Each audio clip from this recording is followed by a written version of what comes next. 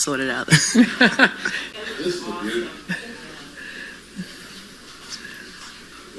Oh, yeah.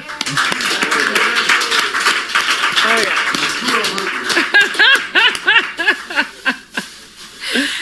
All right.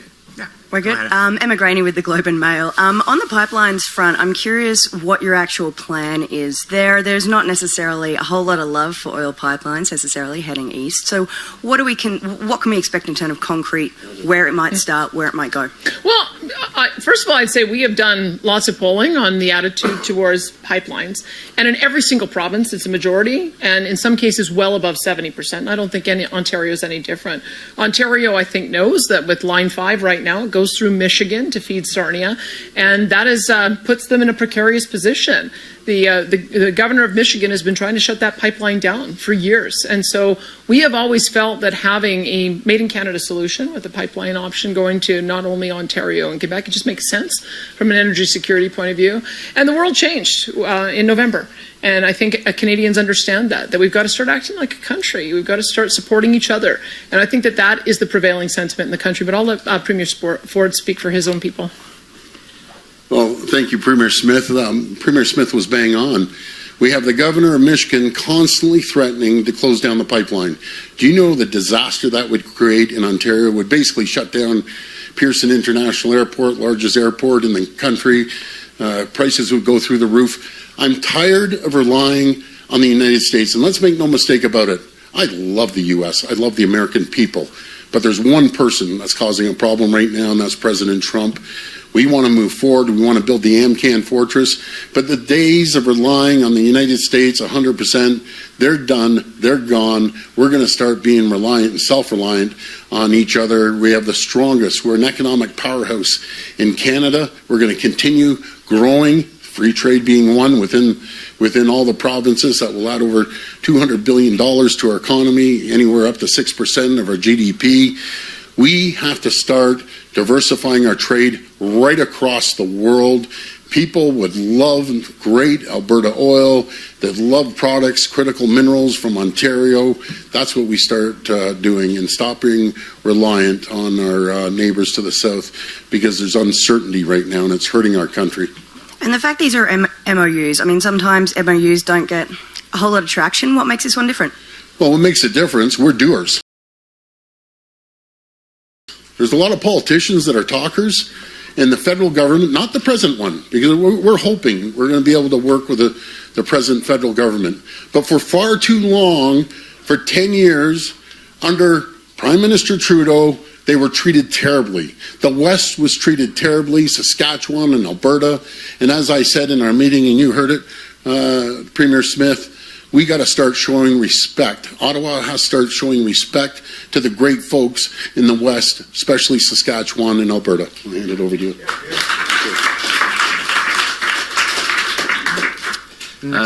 Scott Strasser, Post Media. Question for Premier Smith. Prime Minister Carney was in Calgary over the weekend. Did you speak to him or any other members of the Liberal government? I kept running into ministers. I feel like we're getting love bombed right now. Everywhere I look, there's a new, either a prime minister or a new federal Liberal minister, and that's positive. I think they're out here. They're hearing direct feedback about how frustrated the energy industry has been from the last 10 years of bad laws. No one's sugarcoating it. That's what the feedback that I'm getting as well. So they're getting it pretty straight, and I'm glad they're hearing it. And so I did happen to have a crossover with the Prime Minister at the Carpenters Union event, and he and I chatted a little bit about his pancake flipping technique, which needs a little work. And that's fine. He can come back and do some more practice. But I understand that he told the media there that he thinks a bitumen pipeline to the northwest BC coast is very likely to be on the large projects list. And I think that is a very positive sentiment. We've got a little bit of work to do to see what that will look like. But we've been very actively engaged with the pipeline companies, asking them what they think the best projects are. And notwithstanding the project that we hope to work on today to James Bay, having an access to the northwest BC coast is essential to being able to get to Asian markets, and that's the one that we hear the most enthusiasm for. So we'll work with the Prime Minister on that and hope to have some good news in that regard in a few months. Thanks. Hi, Chris Marco with the Calgary Herald. This is a question for both of the premiers. It's been several years anyway since the Energy East project died. So I'm wondering, how will this MOU actually lead to a west-east pipeline going forward? Under what timelines, and how are you going to get a private sector participant involved? I would say that let's work with the different options that we have on the table right now, and there's many ports we can go to. I mean, we've talked about 2 ports on 3 ports really on the BC coast. We've talked about a port up in Grays Bay, potentially port at either Churchill or Port Nelson. This one would be a port at James Bay, and the idea behind that would be let's get some icebreakers in there, maybe build out some additional rail and road infrastructure, and then it could be a multi-purpose port, not just for oil pipelines, gas pipelines, propane, but also food, fiber, manufactured goods, and critical minerals. That to me is where I think that I would like to go with this MOU with the Premier of Ontario. And that allows for us to get not only the product out and over to our friends on the East Coast by ship, but we can also get it onto Europe. So if that is in the realm of possible, then let's work on that. And then maybe I'll sign another MOU with my friend Francois Legault at some later point to see if we can get further east. Well, you're asking about investment. First of all, you have to get the buy-in from the provinces, and we're going east, and I'll tell you, Ontario is 100% in on this project. We had the opportunity, myself and Premier Smith, to meet with a tremendous amount of business people in the energy sector. And I'll never forget, as one person said, there's tens of billions of dollars we want to invest in Canada, but the regulatory burden is just ridiculous. I don't want to bring my money down to Texas. I don't want to bring it down to North Carolina. These are the opportunities and the jobs we're losing, Canadians are losing, because just regulatory bodies and it's just red tape, regulation. We need to get rid of all the red tape and regulations. We could be the most prosperous, strongest, richest, wealthiest country in the entire world. You know, I'll never forget when I met with our First Nations partners when I was in Toronto, and one of the chiefs said, we could be like Saudi Arabia. I almost jumped over the table and hugged the guy. This is the mindset we need. We need everyone working together. We need to give prosperity to everyone, including First Nations communities, the provinces, the territories, our great country, and most important, the people of Canada. That's what we need to do. There has never been an opportunity that I've seen that the province, the federal government, First Nations communities are working together, and that's how we make things happen, and that's how we become the most prosperous nation in the entire world. Follow-up question for Premier Smith. Looking west to the Port of Prince Rupert, you've talked about having discussions with pipeline companies. What's the status of those talks? And what's also the status of the talks with the Pathways Alliance? Are you confident you can get a deal on both fronts this year? We are linking those 2 projects together. I know that the Pathways group of companies have been advocating for their Pathways project for some time, and even predates me. And it's a net zero by 2050 proposal that would include carbon capture, utilization, and storage, would include decarbonizing production through things like perhaps hydroelectric power, maybe small modular reactors. That's part of their plan. And then direct air capture for kind of that last mile. And we've got carbon engineering that is returning to Alberta, and a direct air capture facility in central Alberta as a result of that. So I feel like they have done a lot of work on scoping out what that project would look like. I know that they have been talking with the federal government. The federal government has expressed enthusiasm for that. But we have said that you can't just add $20 billion of additional cost to the industry. There has to be additional revenues to pay for it. Whether you are able to use the CO2 for enhanced oil recovery, that becomes a revenue stream, or whether you're able to build a new bitumen pipeline for export. If we had a 1 million barrel per day bitumen export pipeline off the West Coast, that would generate at today's prices $20 billion a year for GDP, of which governments get, somewhere around 40% of that, year after year after year. So you put that into context over a 20 or 30 or 40 year period with a $10 to $20 billion investment in carbon capture, that makes sense. But just putting additional cost on an industry and then threatening them with production caps through an emissions cap, that doesn't make sense. So those 2 conversations have to happen together. I would hope that we would see, it needs to be fast. I would hope that if we're going to have a 2 years to yes, then we have to have a months to first step. right? So I'm intending for there to be, we would hope be able to move forward by the fall, that we would have something concrete. I'd love to see it on the project list by the fall. We have time for a couple more questions. We'll go to next. Chris Brown, Cross Border Network. This question is for Premier Ford, actually, and then I'm hoping that Premier Smith can respond as well. More and more communities and businesses are looking at SMRs out here in Alberta and in Saskatchewan. I know Darlington is underway with their updates and their SMR. How important is it for businesses and communities out in Alberta and Saskatchewan to look at can-do reactors rather than the alternatives right now as we sign this MOU around energy and resources? Well, I'll just address the SMRs. We're leading the G7 in small modular reactors. Minister Lecce's done an incredible job. He's been flying all over the world. He already has some orders. And I want to include everyone right across our country because that's the way of the future. Clean, green, reliable, cost-effective energy. And every person I talk to in the U.S., the great governors, the senators, the congressmen and women, first thing they want to talk about is their energy. Because as you see, these data centers popping up all over the place, they only employ about 10 people, the actual physical building, but what it does, it attracts tech companies like the Amazons and the Googles, and that's where the jobs are created because they just suck an endless amount of energy, these data centers. So that's the way of the future. We're leading the world, and we're going to make sure we share that technology right across the country. Yeah. And I would say that the small modular reactors probably make the most sense at rural, remote sites that also have a very heavy energy use, like our oil sands projects are perfect for it, if you can get both power and steam, power and heat. But I would also say that when we were first starting to talk about a can-do reactor, we thought that with the project being proposed, in Peace Country area, they're talking about 4,000 megawatts. We initially thought, wow, that would swamp our power grid. And now with all the demands for AI data centers, we're thinking, that's maybe exactly what we need. So our parliamentary secretary for affordability and electricity, Chantal de Jong, she's going to be doing a nuclear consultation beginning, I understand, in September, October. So we want to talk to Albertans because it's new for us. It's not new for Ontario. Ontario gets 60% of their power, I understand, on their grid from nuclear energy. New Brunswick has nuclear power, and is that the only one?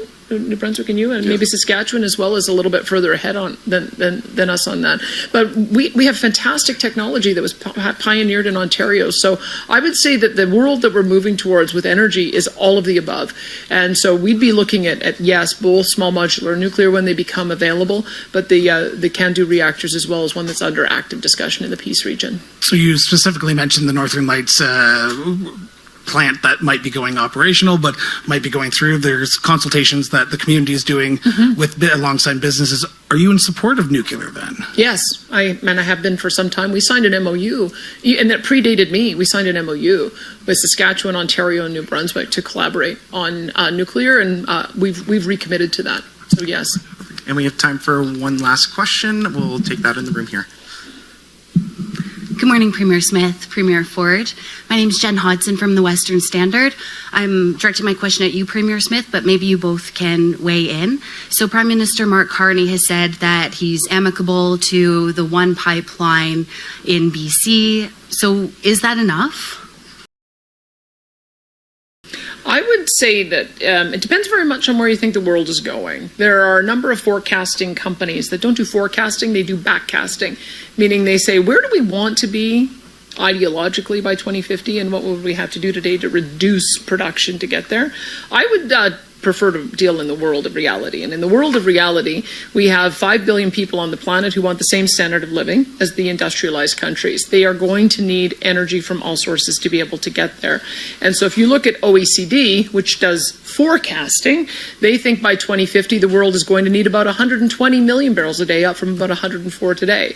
So if it's a growing market, I think the world would benefit from having more supply from a reliable, friendly, safe neighbor like Canada, especially with the heavy oil product that we provide, because it gives a lot of options in developing asphalt, building materials, lubricants, petrochemicals, and so on. There's a lot of versatility in the product. So we are very much of the view that if we're going to see a growing share Canada should have a growing share, and Alberta should have a growing share. So if we'd had the Energy East, if we'd had Keystone XL, if we had Northern Gateway, we would be producing 2.5 million barrels a day, more than we are today. That would have been generating somewhere in the order of, $60 billion a year in revenue for the country. And that would have, and as again, 40% of that revenue going to various governments. That would go a long way towards allowing us the dollars that we need to meet our NATO international target for spending, or any of the social programs that we value. And I think that this is maybe the new understanding that we need to have. If you want to provide the supports for your people, you have to generate the revenue so that you have the money there. The model we've been using for the last 10 years has been borrow, borrow, borrow, print money, and see inflation. It doesn't work. How about we try a different approach? Let's make sure that every single part of our economy is ticking on all cylinders. Let's make sure that all of our wealth creators and job creators have the ability to do that. And then governments can talk about what their priorities are for the revenue that gets generated as a result. That's the world I think we're moving to. So I'm of the view that there's probably room for more than one pipeline, probably several. Well, thank you for that, Premier Smith. I've been promoting building pipelines west, east, north, and south. As you just heard Premier Smith say, 2.5 million barrels is our potential. And that's just in Alberta. That's not talking about our great neighbor, Saskatchewan, and up in Newfoundland, Labrador, and a few other places. That's what we need to do. We need to be an economic powerhouse, an energy powerhouse around the world. And we need the $60 billion, as Premier Smith said, to build our infrastructure, healthcare. And rather than just, as you were saying, Premier Smith, rather than just continuously print money, that hasn't worked. We need to unleash the opportunities, no matter if it's the great oil here in Alberta or the critical minerals or the energy that we have in Ontario. That's what we need to do. The door is open. We need to go through that door and tell the world Canada is open for business. Thank you. That's awesome. Thank you. Thank you so much. Thank you. Thank you. And just on that, so do you believe that Prime Minister Carney is actually going to play ball, or is he just talking the talk? Well, there'll be a moment where the rubber hits the road. Like, you can only talk the talk for so long before you start putting some real action around it. That's why I've been saying I'd like to see by the fall. That's my target, is to try to get our projects on the project list by the fall. I don't know if you. Well, let's give Prime Minister Carney opportunity, and there's going to be a time that we're fully in or we aren't. And I'll tell you one thing, Prime Minister Carney is no Justin Trudeau. He's a business mind. He's run massive multi-billion-dollar businesses, and he's bringing the business approach to the federal government that hasn't had that approach in the last 10 years. He wants to get things going. He comes from Alberta. He believes in prosperity, opportunity. He believes in cutting waste, because we've seen the federal government grow by 40%. So I have all the confidence that he's going to listen to the premiers and straighten out the federal government once and for all and get rid of the red tape and regulations.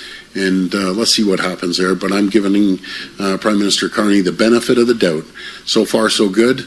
And I wish him all the best with dealing with President Trump as well, because that's going to be a big area of that we can get rid of the uncertainty. But thank you, everyone. Again, Premier Smith, thank you for your hospitality. Thank you for this fabulous belt buckle. I'll wear it proudly. And that's it. We're looking forward to coming to your place soon. Yeah, absolutely. Okay, thanks, folks. Thank you.